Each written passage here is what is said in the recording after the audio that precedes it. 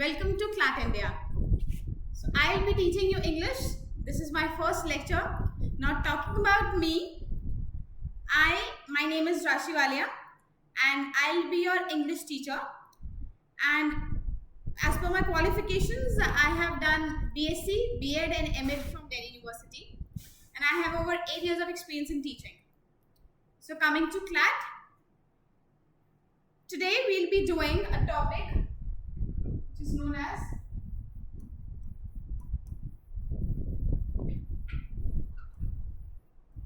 literary devices or rhetorical devices.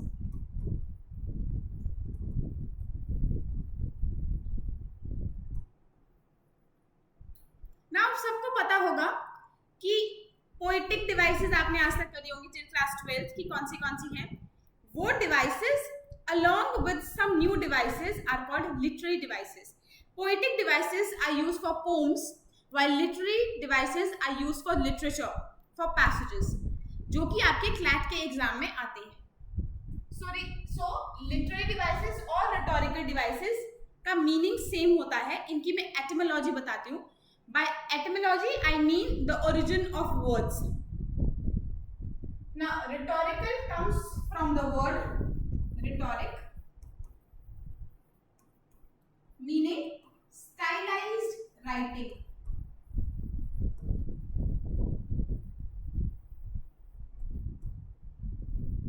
Now what do stylized writing means? Stylized writing is writing को सुंदर बनाना, थोड़ा और आकर्षक बनाना, जिससे कि जो पढ़ने वाला है वो बोर ना हो, जिससे कि रीडर का इंटरेस्ट बना रहे, मोनोटोनस ना हो. सो फॉर एग्जाम्पल हम एलिट्रेशन यूज करते हैं. लिटरेरी डिवाइसेस को अगर मैं हिंदी में ट्रांसलेट करूं सो ये अलंकार कहलाता है. क्यों यूज किए जाती हैं ये चीजें?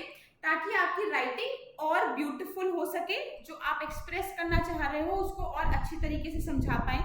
जैसे कि एलिट्रेशन, पर्सोनिफिकेशन, सिमिली, मेटाफर और भी बहुत सारे डिवाइसेस हैं. इन डिवाइसेस के जरिए आप राइटिंग को और एंगेजिंग बनाते हैं और एक्टिव बनाते हैं. That is why they known as literary devices और rhetorical devices, stylized writing devices. Moving on, first literary device जिनको आप सब जानते ही होंगे is simile.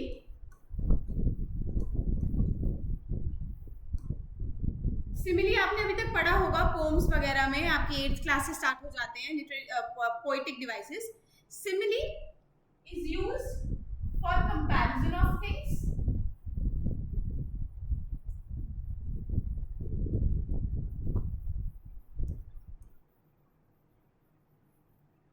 and it uses words such as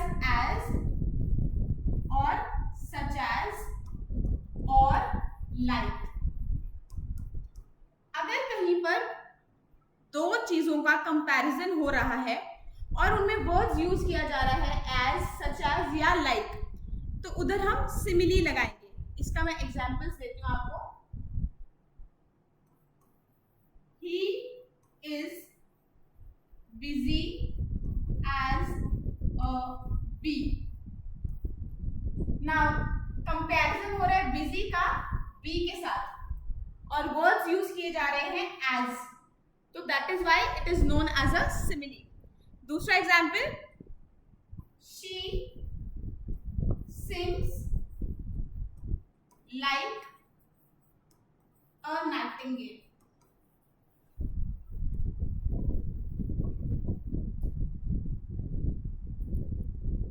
she sings like अ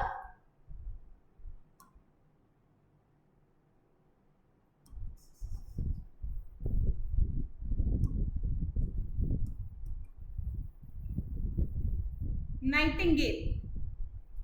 सो वो गा रही है जैसे नाइटिंगेल. अब आवाज को कंपेयर किया जा रहा है to the voice of a bird. अब आप जानते हैं नाइटिंगेल कोयल जानी जाती है अपनी वॉइस के लिए कि उसकी वॉइस बहुत अच्छी है. तो अगर एक लड़की को कंपेयर किया जा रहा है कि वो नाइटिंगेल की तरह गा रही है, that means she is singing beautifully. Words use किया गया है लाइक, तो that is why it is known as a simile. एक और एग्जाम्पल देती हूँ, the water is as cold as ice. ना वाटर का कंपैरिजन है आइस के साथ, पानी बहुत ठंडा है, और वर्ड्स यूज किए गए हैं एज, तो that is why it is simile. वापस आते हैं, सिमिली किसको बोला जाता है, जहां पर हम चीजों को कंपेयर कर रहे हैं और वर्ड्स यूज कर रहे हैं एज, सच एज और like. Moving on, the next literary device is metaphor.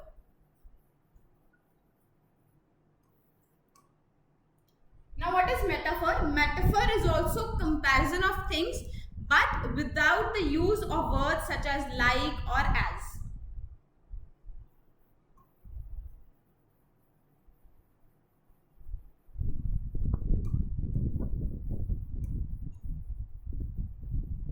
Comparison of things but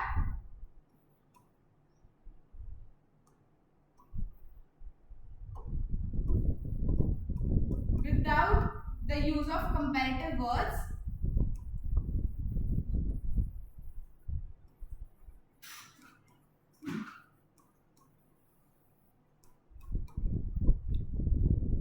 Now, metaphor और सिमिली में ये डिफरेंस होता है कि कंपैरिजन दोनों में हो रहा है, बट जो डिफरेंस है दोनों में वो यही है कि उसमें हम यूज कर रहे हैं words such as like and as, और इसमें हम नहीं यूज कर रहे ये वर्ड्स। इसका मैं एग्जांपल देती हूँ, he has a heart of gold. उनका दिल सोने के जैसा है। नाउ हार्ट को कंपेयर किया जा रहा है टू गोल्ड, बट एज और लाइक का यूज नहीं हो रहा। Still comparison is there but without the use of as और लाइक। जहां पर ऐसा होता है हम उसे मेटाफर बोलते हैं। Example, time is a thief. Now time is compared to thief, but without the use of as or like. Her classroom was a zoo. Classroom compare किया जा रहा है जू से, मतलब बहुत शोर शराबा है क्लास में, but without the use of as और लाइक। तो याद रखिएगा, कंपैरिजन हो और यूज किया जा रहा है एज और like, simile.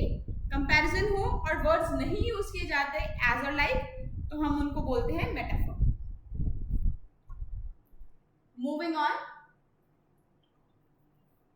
Third is alliteration.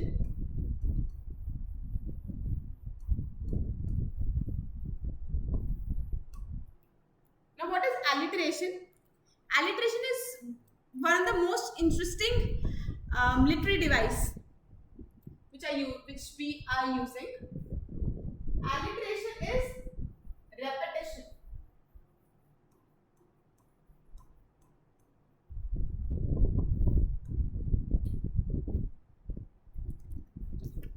Repetition of sounds.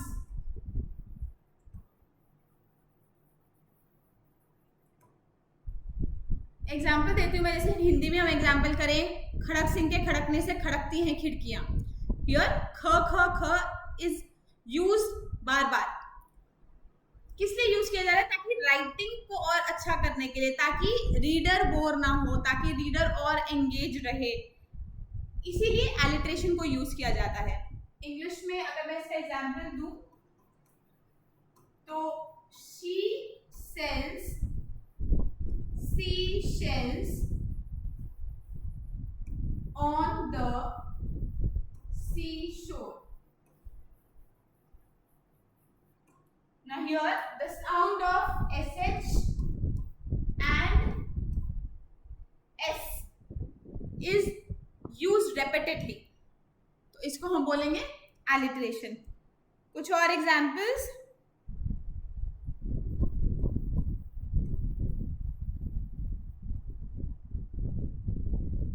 big brown bear. Here also B is used, alliteration. Same, Peter Piper bought a pack of pickled peppers.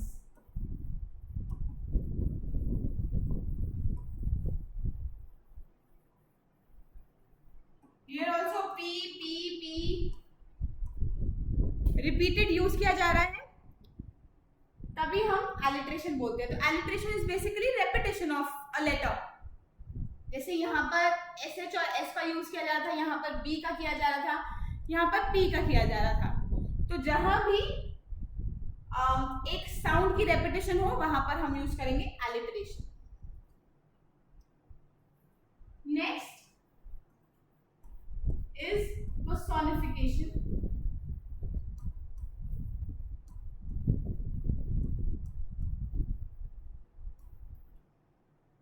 Now what is personification? Personification is comparison of non-human elements to human elements.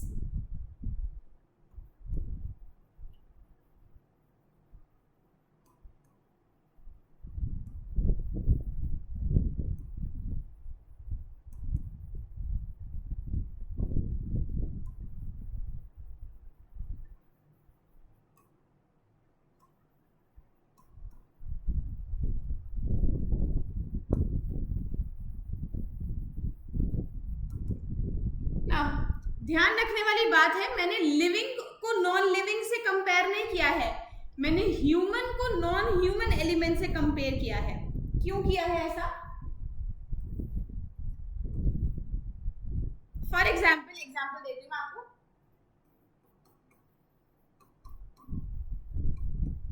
The tree hugged me. Now a tree is a living object, but can the tree hug us? Not possible. तो tree hugged me is, हम बताना क्या चाह रहे हैं इसके द्वारा कि ट्री की ब्रांचेस इतनी थी या ट्री ने मुझे छाया ऐसी दी कि उसने मुझे ऐसा लगा कि हग कर दिया हो. बट क्या ट्री ने हग किया लिटरली उसे? नहीं. बट हम उसको यूज किस लिए कर रहे हैं? राइटिंग को और सुंदर बनाने के लिए और इंटरैक्टिव बनाने के लिए और एंगेजिंग बनाने के लिए. So the tree hugged me is like tree is a living thing, but can the tree hug? No. तो हम hugging कौन करते हैं? सिर्फ humans करते हैं.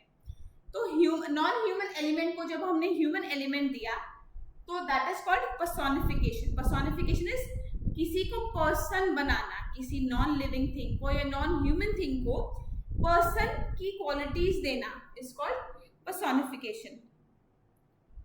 Example, the sun smiled at us. Now same, can the sun smile? No. But sun को smile करवाना मतलब कि sun और bright हो गया. या फॉर एग्जाम्पल बच्चे खेल रहे थे और सन जैसे ही ब्राइट हुआ तो we are using the sun smiled at us. Non human element to human element. इसका एक और एग्जाम्पल देती हूँ. The leaves danced in the bridge.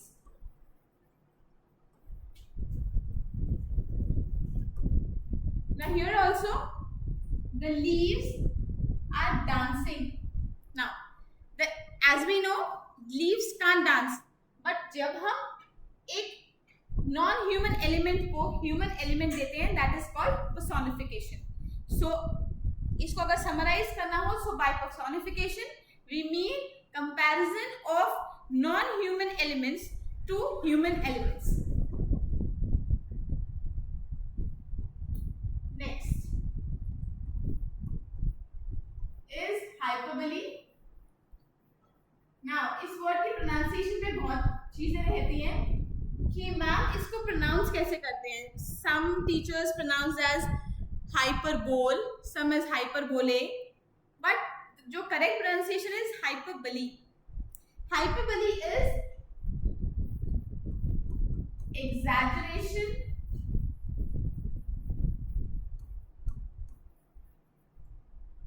commonly intentional exaggeration.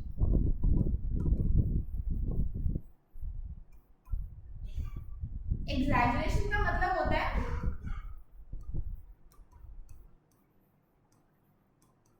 बढ़ा चढ़ा के, एंड इंटेंशन इज जानबूझ के। तो जब जानबूझ के चीजों को बढ़ाया जाए, that is called intentional exaggeration. अब इसका मतलब क्या है? फॉर एग्जाम्पल, आपको एक स्टोरी से समझाती हूँ। आप सो रहे हो, संडे का दिन है, और आपका डेली का संडे का हमेशा रूटीन होता है कि डेली तो मैं इतने इतने बजे 7 o'clock I get up in the morning, but Sunday को आराम से उठते हैं 10-12 o'clock। बट दिस संडे आपकी मम्मा ने आपको एक काम दिया है, मार्केट से कुछ लेकर आना है। मम्मा आए कमरे में, मम्मा ने बोला उठ जाओ बच्चा, उठ जाओ, आपने मार्केट जाना है। आपने बोला हाँ हाँ मैं उठ रही हूँ। फिर दोबारा मम्मी आई 2 मिनट बाद, उठ जा, मार्केट जाना है। आपने बोला हाँ मम्मी बस 2 मिनट पक्का। तीसरी बार मम्मा आए बहुत गुस्से में, एंड उन्होंने बोला 1000 बार बोल चुकी हूँ तुम्हें, उठ जाओ, उठ क्यों नहीं रहे हो? Now that is where hyperbole comes into being. Hyperbole का मतलब है जानबूझ के बढ़ा चढ़ा के बोलना। अब मम्मी तो आई थी तीसरी बार, बोला भी उन्होंने तीसरी बार, बट उन्होंने बोले क्या, उनके वर्ड्स क्या थे? मैंने 1000 बार बोल दिया तुम्हें उठ जाओ, अभी तक तुम उठे नहीं। क्या उन्होंने 1000 बार बोला? नहीं। That is called hyperbole. जहां आप चीजों को बढ़ा चढ़ा के बोलते हो ताकि उसका कुछ प्रभाव पड़े, ताकि आप वो बात सुनी जाए, ताकि उस बात का कुछ इफेक्ट हो। जैसे कि the plane broke into a million pieces.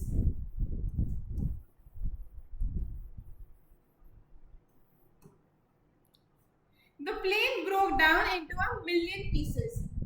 ना आपको समझ आ रहा है इस सेंटेंस से कि प्लेन का क्रैश हुआ है। प्लेन के क्रैश में प्लेन के बहुत सारे पीसेस टूटे होंगे इधर उधर, बट क्या मिलियन टूटे होंगे? कोई काउंट तो नहीं करता ना, ऑफकोर्स टूटे होंगे, ठीक है, 10, 15, मे बी 100, मे बी 1000, अगर बहुत बुरी क्रैश है। बट क्या मिलियन हो सकता है? नो। तो मिलियन क्यों बोला जा रहा है? ताकि उस चीज का इफेक्ट बताया जाए कि वो इतनी बुरी तरीके से क्रैश हुआ था। इंटेंशनल एग्जैजरेशन, जानबूझ के बढ़ा चढ़ा के बोलना। इसके कुछ और एग्जाम्पल्स मैं आपको देती हूँ। He ran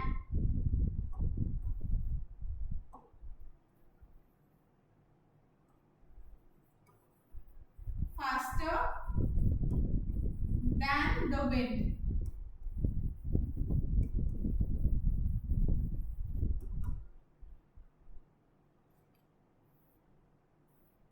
यहाँ पर कंपेयर किया जा रहा है कि वो इतनी तेज भागा कि हवा से तेज भागा। क्या कोई पर्सन हवा से तेज भाग सकता है? नहीं। बट हमें यहाँ पर पता क्या लग रहा है कि वो बहुत तेज भागा होगा, कि हवा की स्पीड तो बहुत तेज होती है, और जब उसको कंपेयर किया जा रहा है to a human being, that means वो हमें समझ आ रहा है इस सेंटेंस से कि a person is running really fast. तो वही दिखाने के लिए उसको कंपैरिजन किया गया है विंड से। अब हमें पता है कि विंड से तेज तो कोई नहीं भाग सकता, मगर यूज इसलिए किया गया है इंटेंशनल एग्जैजरेशन। तो इसी को हम हाइपरबोली बोल सकते हैं। एक और, I am so hungry that I can eat a horse. I am so hungry that I can eat a horse. मैं इतनी भूखी हूं कि मैं एक हॉर्स खा जाऊंगी। नाउ क्या मुझे इतनी भूख लग सकती है कि मैं एक हॉर्स खा जाऊं? Not possible. बट ये पता क्या चल रहा है इस लाइन से कि I am really very hungry, I am starving. तो दैट इज व्हाई हाइपरबली को यूज किया जाता है ताकि आपको बताया जाए कि किसी चीज का प्रभाव कितना है। अगर मैं इसको ऐसे ही बोलती आई एम हंग्री और आई एम वेरी हंग्री, तो उस चीज का इतना इफेक्ट ना पड़ता। बट अगर मैंने बोल दिया I am so hungry that I can eat a horse, एक पन भी आ रहा है इसमें, पढ़ने में मजा भी आ रहा है और समझ भी आ रहा है कि बहुत तेज भूख लगी हुई है। So that is where hyperbole comes into being. Hyperbole means intentional exaggeration of things. Next is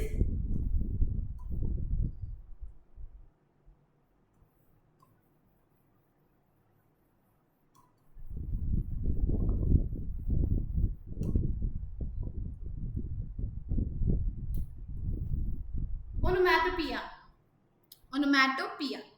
Onomatopoeia is words that imitate sounds.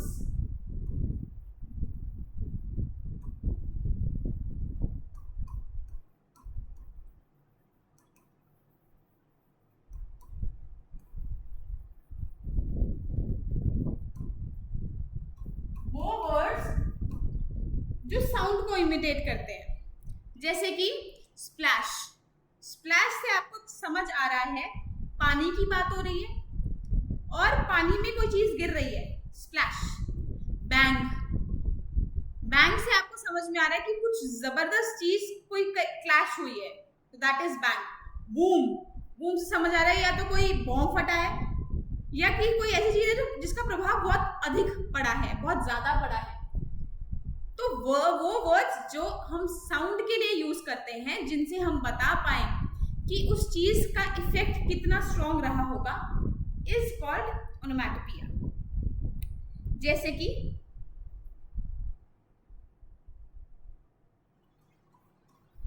The bees buzzed in the garden।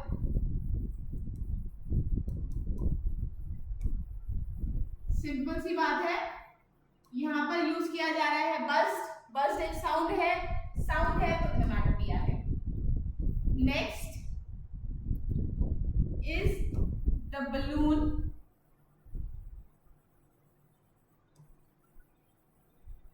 popped with a bang।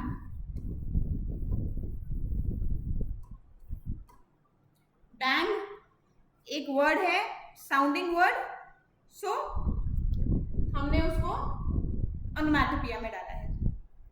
ऐसे ही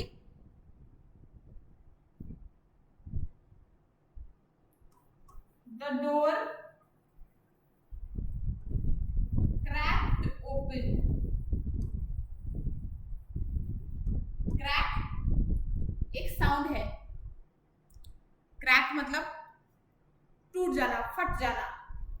तो वहां ये sounding words जहां जहां use किए जाते हैं, बज, बैंग, क्रैक, स्प्लैश, मूव, म्याऊ, जितने भी ऐसे वर्ड्स हैं वहां पर हम यूज करते हैं साउंडिंग वर्ड्स, वहां पर हम ओनोमैटोपोइया का यूज करते हैं।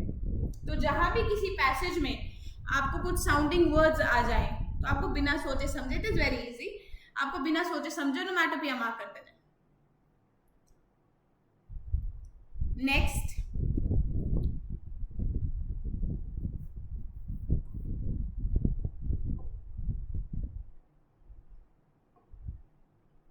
Is irony.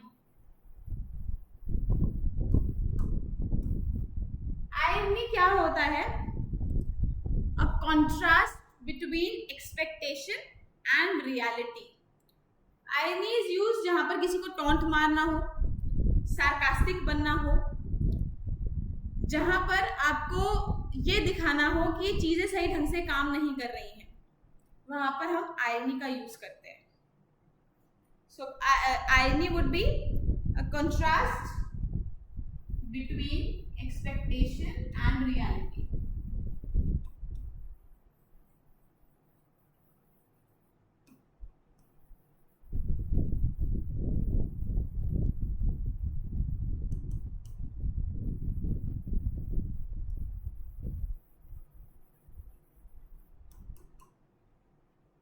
इसका एग्जाम्पल देती हूँ। घर पे मम्मा पापा या मदर इन लॉ फेमस है, ऐसा होता नहीं है, डिस्क्लेमर, पर mother in laws are famous for this आईनी वाला थिंग कि they are sarcastic in tone. हाँ तू तो सुबह से ऐसे काम में लगी पड़ी, तेरे से जैसे तो कोई फ्री होता ही नहीं है, आप तो बहुत ही काम कर रहे हो, दिख रहा है आप फ्री बैठे हो, और आपके पास आता है कोई और आपको बोलता है बहुत बिजी हो क्या, ओहो हो सॉरी मैंने डिस्टर्ब किया। सो वो क्या है, आईनी, टॉन्टिंग। तो जहां भी टॉन्ट, सार्कास्टिक आप हो रहे हो वहां पर आईनी आएगा। इसका एग्जांपल देती हूँ।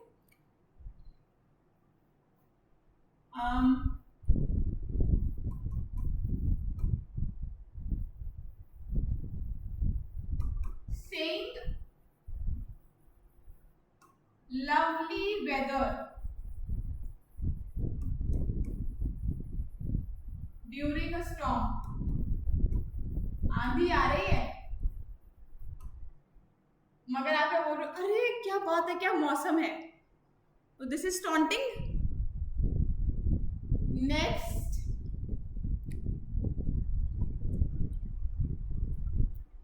इसका एक और एग्जाम्पल है बहुत अच्छा।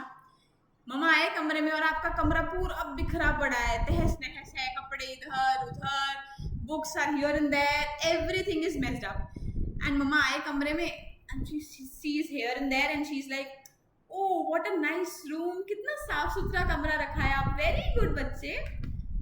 आदत होती है मम्मी की। तो यहाँ पर वो आयरनी का यूज कर रहे हैं, उनको खुद नहीं पता कि वो एक लिटरेरी डिवाइस आपको समझा रहे हैं। तो अगली बार मम्मा ऐसे करे तो आप बोलना, मम्मी मेरे को पता है आप क्या यूज कर रहे हो। सो आयरनी इज वेयर जहां आपको टॉन्ट मारी जा रही हो, आपको एक्सपेक्टेशन और रियलिटी में एक फनी तरीके से, एक फन तरीके से आपको समझाया जा रहा हो। ऐसे ही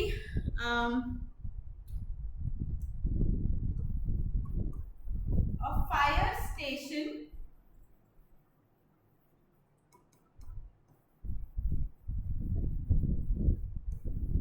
burns down।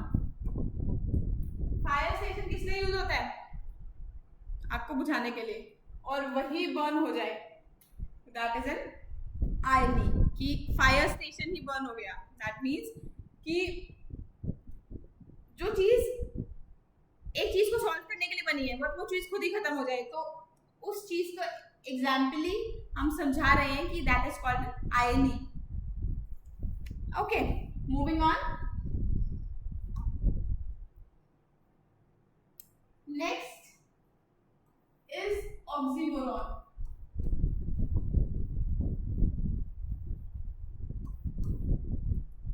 Now what is oxymoron? Two contradictory words which are used together.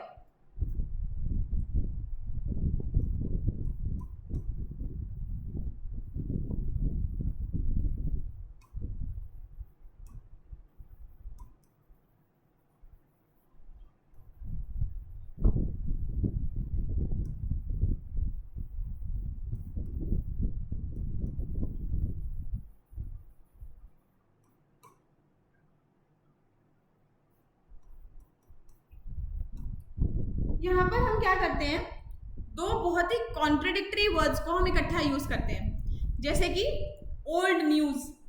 Now news is something new, old is पुराना, पुराना नया, so that is where oxymoron comes into being. Example, old news, bitter sweet. Now bitter sweet is my relationship with him is like bitter sweet. Bitter sweet मतलब खट्टी मीठी relationship. Now खट्टी मीठी are used इकट्ठा। तो जब कोई contradictory words हम इकट्ठे यूज करते हैं एक ही सेंटेंस में और एक ही साथ, विदाउट कोई गैप, विदाउट कोई कनेक्टर, वहां हम ऑक्सीमोरॉन का यूज करते हैं। Example, seriously funny. कोई जोक क्रैक करता है और हम उसे बोले कि ओ गॉड यू सीरियसली फनी। ना सीरियसली फनी है, सीरियस वैसे देखा जाए तो सीरियस है, बीइंग सीरियस, काम, कंपोज्ड, शांत है ना, और फनी इज हंसी मजाक, तो दोनों ऑपोजिट वर्ड्स हैं, बट इनको जब हम इकट्ठा यूज करते हैं तो वो बन जाता है ऑक्सीमोरॉन। तो किसी भी पैसेज में अगर आपके ऐसे words, two contradictory words which are used together without any sort of connector और गैप और एंड और किसी भी वर्ड के बगैर यूज किया जाए, वहां पर हम ऑक्सीमोरॉन का यूज करेंगे। नेक्स्ट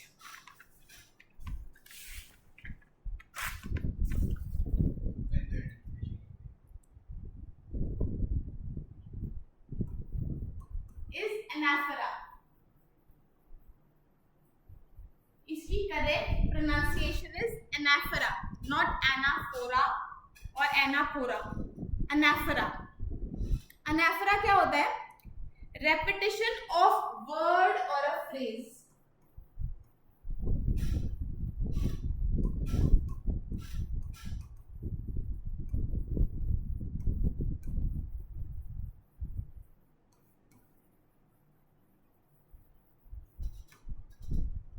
इसका यूज हम ना ज्यादातर स्पीच में करते हैं, या कोई स्पीकर कुछ बोल रहा है तब एनाफोरा का यूज होता है। एनाफोरा सिंपली, अगर मैं सिंपल शब्दों में बताऊं तो बार बार रेपिटेशन है, not of sounds but of words और फ्रेजेस। एग्जांपल देती हूँ। सबसे बड़ा एग्जाम्पल इसका नरेंद्र मोदी जी हैं। जैसे कि वो अपने किसी भी भाषण में, किसी भी स्पीच में बोलते हैं ना, मैं ऐसा भारत बनाना चाहता हूं जो फाइनेंशियली स्टेबल हो, मैं ऐसा भारत बनाना चाहता हूं जो अपने पैरों पर खड़ा हो, मैं ऐसा भारत बनाना चाहता हूं जो मेड इन इंडिया आर्टिकल्स बनाए, मैं ऐसा भारत बनाना चाहता हूं। मतलब बहुत सारे सेंटेंसेस में उन्होंने सेम वर्ड्स, सेम फ्रेजेस का यूज किया है। किस लिए? ताकि उनकी स्पीच और एंगेजिंग और लोग उनकी बातों को मोटिवेशनली समझ पाए। वहां हम एनाफोरा का यूज करते हैं। सो अगर मैं इंग्लिश में एग्जाम्पल बताऊं इसका, इसका एग्जाम्पल होगा, we will fight,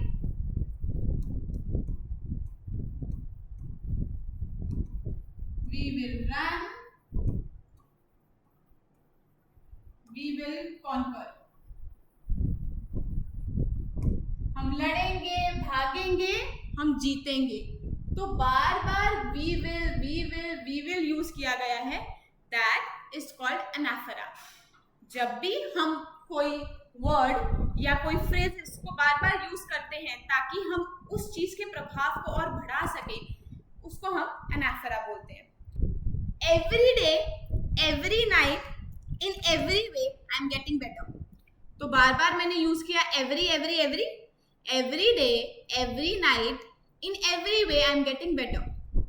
सो जब हम कुछ वर्ड्स, कुछ फ्रेजेस को बार बार सेम यूटिलाइज करते हैं, वहां हम एनाफोरा का यूज करते हैं। तो किसी भी पैसेज में आप याद रखिएगा कि जब जब कुछ चीजें, ऐसे वर्ड्स, फ्रेजेस बार बार रिपीट हो रहे हैं, सो वो एनाफोरा है। नेक्स्ट इज, दो इकट्ठे करवा दूंगी आपको, एसोनेंस एंड कॉन्सोनेंस।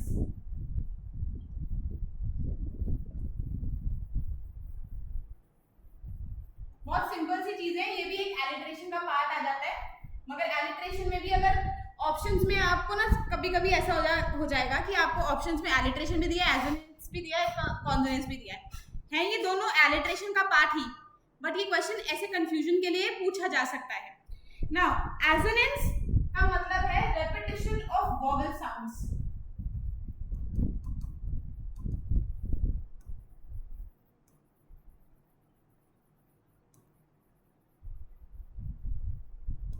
और कॉन्सोनेंस का मतलब है रेपिटेशन ऑफ कॉन्सोनेंस।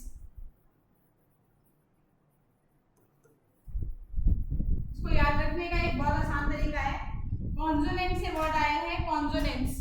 तो जहां भी कॉन्सोनेंट रिपीट हो रहा है कॉन्सोनेंस, जहां पर भी वोवेल रिपीट हो रहा है एसोनेंस। एग्जाम्पल देती हूँ आपको।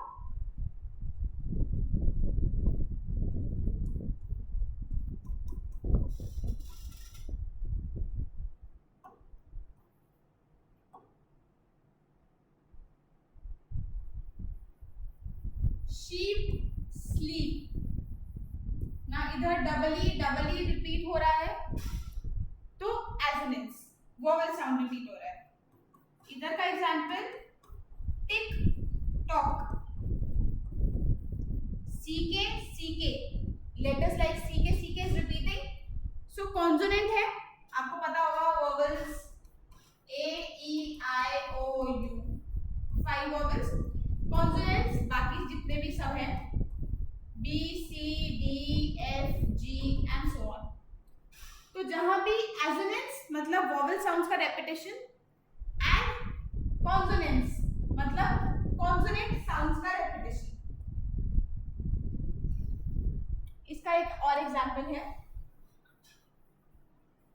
Lumpy bumpy road,